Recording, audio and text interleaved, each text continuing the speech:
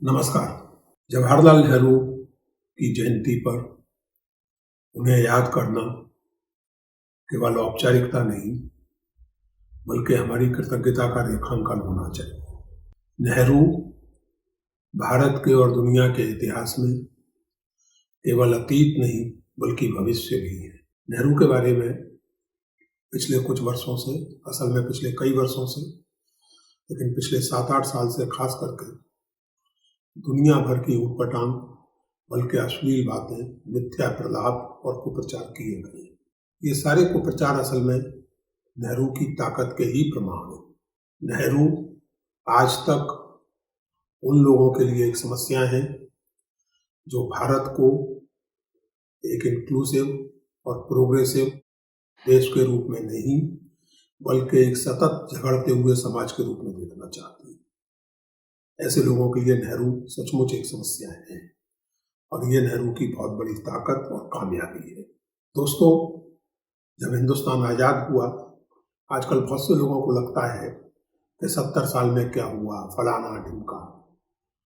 थोड़ा सा ये याद करें कि जब हिंदुस्तान आज़ाद हुआ, बल्कि यहाँ से याद करें कि 1707 में दुनिया के जीडीपी में हिंदुस्तान का शेयर अर्थशास्त्रियों ने तय किया है, खोज करके, विश्लेषण करके, कि लगभग 24% था।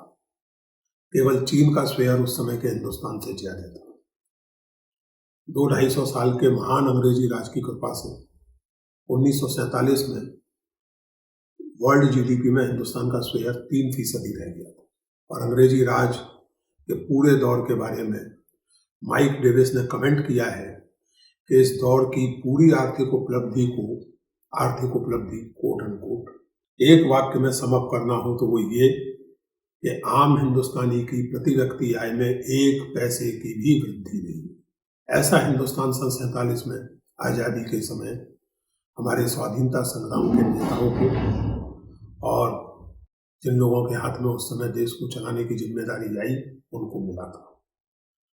इसी के साथ बंगाल का मैन मेड फेमाइन, अकाल, कृत्रिम अकाल, विभाजन की विभीषिका, लाखों लोगों की मौतें, हत्याएं, अत्याचार और पलायन, इस सब के साथ ये भी याद रखें कि उस समय भारत में औसत जीवन आशा, लाइफ एक्सपेक्टेंसी लगभग 31 साल थी। अगर केवल नेहरू तक अपनी बात को सीमित रखें तो सन 64 में जब नेहरू का निधन हुआ, लाइफ एक्सपेक्टेंसी 31 से बढ़कर 50 साल हो चुकी थी। ये दूरंदेश नीतियों का नतीजा था। ये उस बुनियादी आर्थिक और औद्योगिक इंफ्रास्ट्रक्चर के निर्माण का नतीजा था जिसके बिना आज की दुनिया में कोई देश एक मजबूत देश नहीं बन सकता। नेहरू का सपना एक मजबूत और इंक्लूसिव भारत का सपना था। डिस्कवरी ऑफ इंडिया के अंत में नेहरू ने लिखा है कि दुनिया में भारत की भूमिका या तो बहुत महत्वपूर्ण होगी या कुछ नहीं होगी। बीच की स्थिति, यूं ही जैसे बहुत सारे देश होते हैं, वैसी स्थिति भारत की नियति नहीं हो सकती। और उस भूमिका को संभव करने के लिए नेहरू ने बहुत दूरंदेशी से काम लिया, बहुत सोच समझकर नीतियां बनाई, जिनके सुपरिणाम आज हमारे सामने हैं। बहुत से लोग नेहरू की गुटनिरपेक्षता की नीति को, उनकी मिश्रित अर्थव्यवस्था को कोसते हैं। ये ध्यान रखें कि उस समय गुटनिरपेक्षता सबसे बेहतरीन विकल्प थी। अमेरिकन या सोवियत कैंप में से एक के साथ जुड़ जाने से भारत जैसे देश का कुछ भला नहीं होने वाला था। इसी तरह मिश्रित अर्थव्यवस्था केवल नेहरू की सनकों का नतीजा हो ऐसा नहीं है, वो एक सोची समझी नीति थी। और खुद भारत के उद्योगपति ये चाहते थे कि सरकार ऐसी जगहों में इन्वेस्ट करे, ऐसी जगहों में पैसा लगाए जहां बिजनेस के तर्क से लोग पैसा लगाना नहीं चाहिए। नेहरू के बारे में जो और बहुत सी बातें की जाती हैं, उनमें से एक ये कि नेहरू को भारतीय संस्कृति, खास करके हिंदू परंपरा से चिढ़ थी। एक निहायत झूठी बात उनके नाम से प्रचारित की गई है कि मैं संस्कृति से मुसलमान, शिक्षा से अंग्रेज और हिंदू तो बाई एक्सीडेंट हो। दोस्तों, मैं आपसे निवेदन करूं पूरी जिम्मेदारी के साथ कि ये बेहुदा बात नेहरू ने कभी नहीं कही, कभी नहीं कही। उनके तमाम बोले हुए और लिखे हुए के छपे हुए रूप आज उपलब्ध हैं, आपको कहीं ये सब नहीं मिलेगा, कभी नहीं कहा नेहरू ने, लेकिन ये प्रचारित कर दिया गया और चल पड़ा। नेहरू के बारे में सोचते समय ये हमेशा ध्यान रखें कि नेहरू केवल भारत के नहीं, दुनिया के नेता थे और भारतीय स्वाधीनता संग्राम अपने आप में असल में कोलोनियलिज्म के अंत का आरंभ था। कोलोनियलिज्म के असर, उपनिवेशवाद के और इंपीरियलिज्म के असर आज तक मौजूद हैं। उनसे लड़े बिना भारत या कोई भी एशियाई अफ्रीकी देश सच्ची तरक्की नहीं कर सकता। और इसलिए मैंने आपसे कहा कि नेहरू को याद करना केवल उनके प्रति कृतज्ञता प्रकट करना नहीं, बल्कि भविष्य के लिए उनसे सीखना भी होना चाहिए। सीखने का मतलब ये नहीं कि उनकी हर बात को वक्त बदल गया, अब वो निरपेक्षता उस रूप में नहीं रह सकती, दुनिया उस तरह से दो कैंपों में नहीं है, यूनिपोलर वर्ल्ड हो गया है, लेकिन मूल भावना आपको ध्यान रखनी होगी। यही बात मिश्रित अर्थव्यवस्था के बारे में सही है। उदारीकरण बिना, जैसे कहते हैं कि फंडामेंटल्स के स्ट्रांग हुए, उदारीकरण संभव था क्या? और फंडामेंटल्स उन नीतियों के बिना स्ट्रांग हो सकते थे क्या जो नेहरू ने अपनाई? इन सब चीजों पर सोचे। नेहरू कई मायनों में विफल भी हुए, उनकी नीतियों में कुछ समस्याएं भी थी, उन पर भी विचार करना चाहिए। सीखने के लिए, गालियां देने और मूर्खतापूर्ण बातें करने के लिए नहीं। अंत में दोस्तों, एक बात याद करना चाहता हूं दिनकर जी की। दिनकर जी ने लिखा है कि कई बार इतिहास को सही रोशनी उन लोगों से मिलती है जो पुण्य की राह पर पराजित हो गए।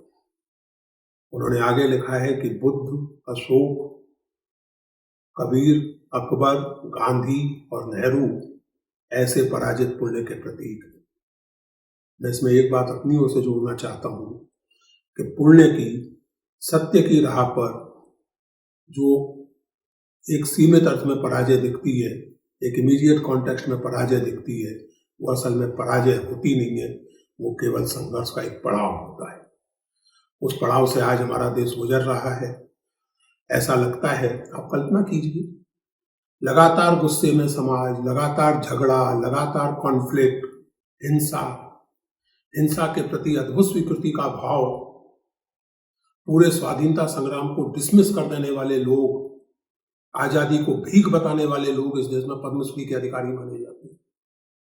आईआईटी के महान संस्थानों से निकले हुए लोग 10 महीने की बच्ची के साथ रेप करने की इच्छा प्रकट करते हैं। ऐसी घृणा से भरे समाज को अगर आप विजय मानते हैं, तो ऐसी विजय से तो वो पराजय बहुत बेहतर है जिसमें इंसान की इंसानियत बनी रहे। और गांधी नेहरू का भारत, उनके सपनों का भारत, उनके सपनों की दुनिया एक ऐसी ही दुनिया थी जिसमें भौतिक प्रगति हो, तरक्की हो, लेकिन मनुष्य की आध्यात्मिक ताकत बनी रहे। नेहरू इस बात को जानते थे।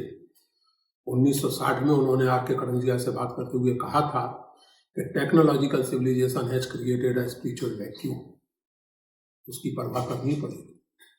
नेहरू ये भी कहते थे कि धर्म के जो प्रचलित रूप है उनमें मेरी कोई दिलचस्पी नहीं है, लेकिन मैं अपने आप को अद्वैत वेदांत के निकट अनुभव करता हूँ। अद्वैत वेदांत यानी यूनिवर्सल कॉन्शसनेस, सार्वभौमिक चेतना के साथ एक रूपता का भाव, ब्रह्म के साथ एक रूपता का भाव। नेहरू इस तरह के अद्वैत वेदांत के साथ लगाव महसूस करते थे, उसमें विश्वास करते थे। और इसलिए मैंने कहा कि नेहरू को याद करना स्वाधीनता आंदोलन में, देश के निर्माण में उनके योगदान के प्रति कृतज्ञता की बात तो है ही, लेकिन उसके साथ साथ उनसे भविष्य की राह भी दिखती है, उनसे भविष्य के बारे में सोचने की प्रेरणा भी मिलती है।